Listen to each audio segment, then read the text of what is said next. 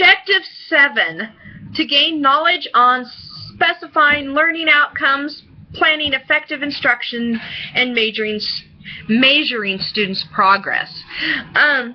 You can, to specify the learning outcomes, you need to know how a student thinks, how a student learns. This is for planning. You want to plan your lessons so that you're going to be able to get to the most amount of students in your class. But you can't ever forget about that one or two students. You're going to have to work with them too, even though they may not learn the same way as the rest of the students.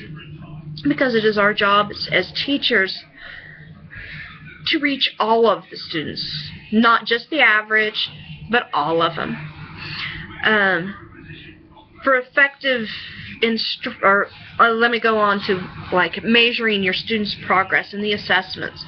You can, what I've learned is that the students have different ways of learning from Gardner's theories, that people learn in different ways. So maybe it would be best if we can let them show us what they've learned in different ways.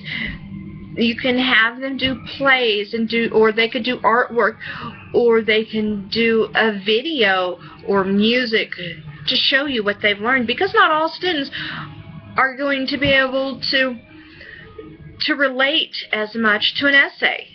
And it would be much better to be able to make it a broader spectrum, to let them show you what they've learned. And that way you really do know if they are getting it. And in the same way that you will assess them differently, you can make your class a differentiated class by making your by teaching them in different ways. Mix it up a little, and that way you have the best chance of getting to as many students as you can by making your lesson plans specifically for your students, because each year your students can be a whole different bag.